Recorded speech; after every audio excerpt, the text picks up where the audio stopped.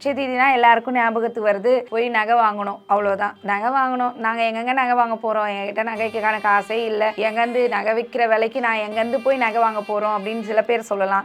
சில பேர் கண்டிப்பாக வாங்கியே ஆகணும்னு எவ்வளோ கஷ்டப்பட்டாவது நகை வாங்கணும்னு வாங்குவாங்க. ஸோ எல்லாருக்குமே ஞாபகத்துக்கு வர்றது பார்த்திங்கன்னா நகை வாங்கணுன்ற ஒரு விஷயம் மட்டும்தான் ஞாபகம் வரும். பட் அதுக்கும் மேலே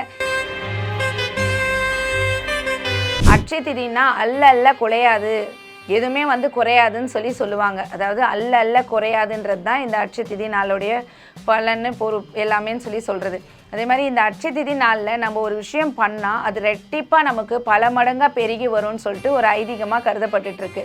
அதனால தான் மக்கள் போயிட்டு இந்த நாளில் போயிட்டு நகை மட்டும்தான் வாங்கணும், நகை வாங்கினா அது ரெட்டிப்பாக பெருகும்னு சொல்லிட்டு எல்லாரும் நகையை மட்டும்தான் வாங்கிட்டு வராங்க. பட் நகைக்கு மிஞ்சின ஒரு விஷயங்களும் இருக்குது. அது என்னன்னா, குபேரர் இருக்கார்ல, குபேரர் பார்த்தீங்கன்னா அவருடைய செல்வங்கள் அனைத்தையும் இழந்துட்டார். இழந்ததுக்கு அப்புறம் இந்த அட்சய திதி நாளில் தான் மகாலட்சுமியை வேண்டி தன்னுடைய செல்வங்கள் எல்லாத்தையும் திரும்ப பெற்றதா ஒரு ஐதீக கதையே இருக்குது, புராண கதை.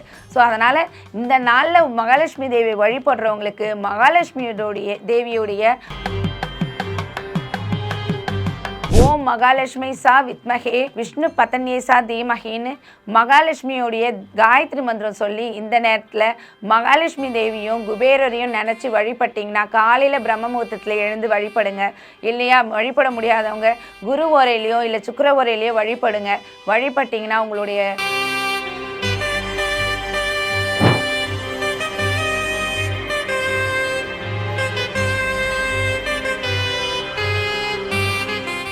ரியல் ஒன் ஆன்மீக நேயர்களுக்கு வணக்கம். நான் உங்கள் நாகசக்தி அருள்வாக்கு ஜோதிடர் கோமலகாந்தி. இன்றைக்கி நம்ம பார்க்க போகிற பதிவு அட்சய திதியை பற்றி பார்க்க போகிறோம்.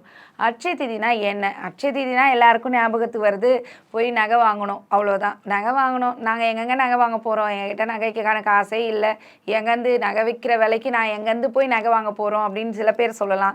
சில பேர் கண்டிப்பாக வாங்கியே ஆகணும்னு எவ்வளோ கஷ்டப்பட்டாவது நகை வாங்கணும்னு வாங்குவாங்க. ஸோ எல்லாருக்குமே ஞாபகத்துக்கு வர்றது பார்த்திங்கன்னா நகை வாங்கணுன்ற ஒரு விஷயம் மட்டும்தான் ஞாபகம் வரும். பட் அதுக்கும் மேலே நிறைய சிறப்புகள் இந்த அட்சய திதியில் இருக்குது.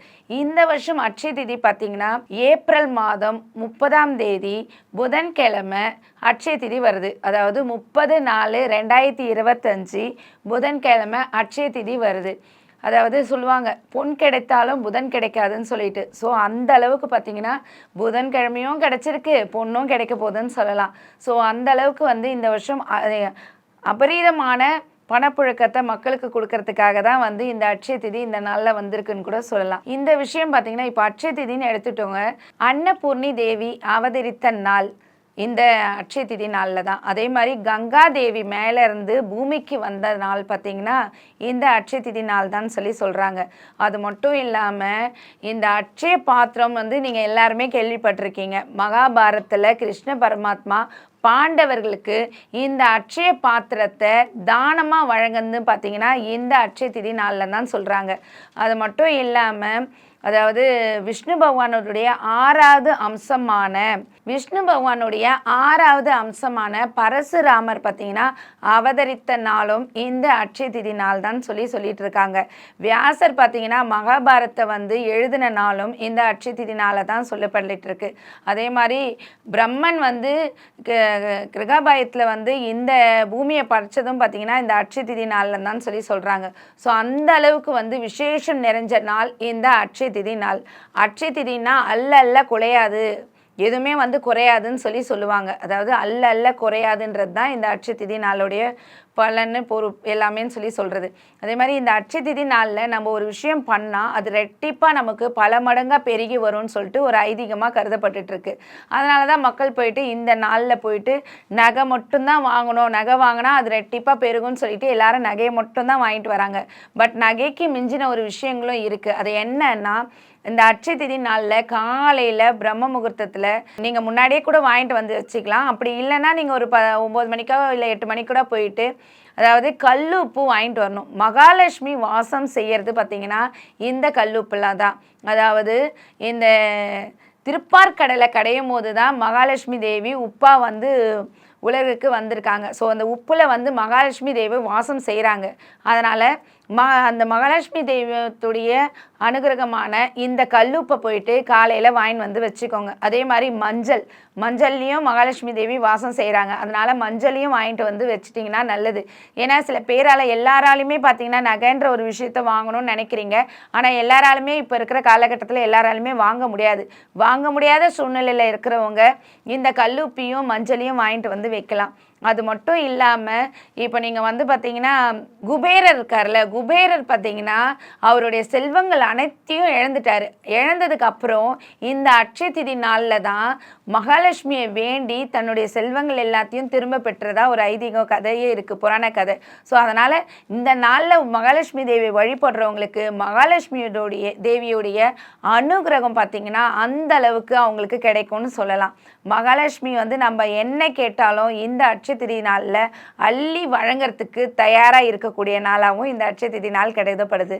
இது வந்து வெறும் நம்ம வாங்கிட்டு நம்ம மட்டும்தான் வச்சுட்டு நம்ம மட்டும்தான் படைச்சி நம்ம மட்டும்தான் சாப்பிட்ணுன்ற அந்த விஷயமும் கிடையாது. இந்த நாளில் வந்து அன்னதானம் செய்யணும்னு சொல்கிறாங்க. அதாவது தானத்திலே சிறந்தது அன்னதானம். அதாவது எவ்வளோ வந்து பணம் கொடுத்தாலும் நம்ம வேணான்னு சொல்ல மாட்டோம்.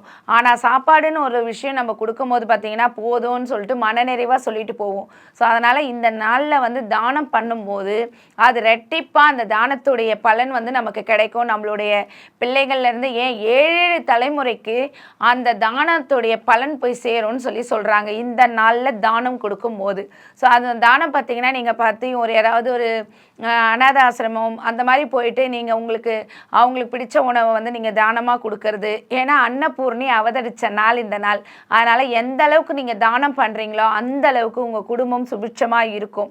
வெறும் நகையை மட்டும்தான் வாங்கி வைக்கணுன்ற அந்த கான்செப்டை விட்டுட்டு மற்றபடி வேறு இந்த நாளில் என்னென்னலாம் விசேஷம் இருக்குன்றதை தெரிஞ்சுக்கிட்டு அதுக்கேற்ற மாதிரி நீங்கள் தானம் பண்ணும்போது எல்லா விதத்துலையும் உங்களுக்கு நன்மைகள் வரும்னு சொல்லலாம். உங்களால் முடிஞ்சதை வந்து தானம் பண்ணுங்கள். எந்த அளவுக்கு தானம் பண்ணுறீங்களோ அந்த அளவுக்கு நல்லது.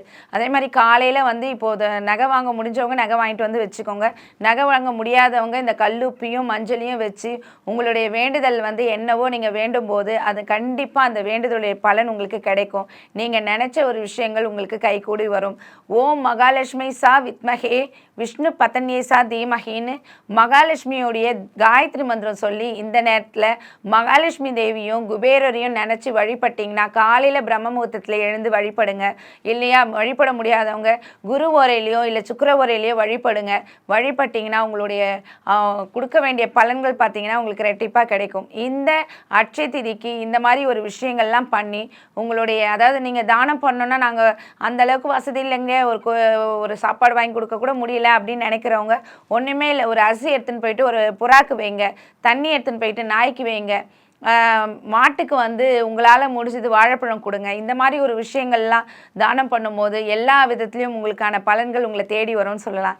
இந்த அட்சய திதிக்கு எல்லாரும் தானம் பண்ணியும் உங்களால் முடிஞ்ச பொருட்களை வாங்கியும் அதே மாதிரி புதுசாக கணக்கு தொழில் தொடங்கணும்னு நினைக்கிறவங்க இந்த வருஷம் கண்டிப்பாக தொழில் தொடங்கலாம். புது தொழில் ஸ்டார்ட் பண்ணுறவங்களும் இந்த விஷயத்தில் இந்த நாளில் வந்து நீங்கள் ஸ்டார்ட் பண்ணிங்கன்னா அது ரெட்டிப்பாக உங்களுக்கு பெரிய ஒரு லாபத்தை கொடுக்கும்னு சொல்லலாம்.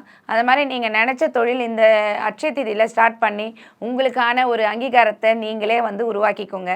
அதே மட்டும் இல்லாமல் நீங்கள் வந்து இந்த நாளில் வந்து நீங்கள் ஏதாவது ஒரு பிஸ்னஸ் என்ன விதமான பிஸ்னஸும் நீங்கள் இந்த நாளில் வந்து நீங்கள் ஸ்டார்ட் பண்ணலான்னு சொல்லலாம்.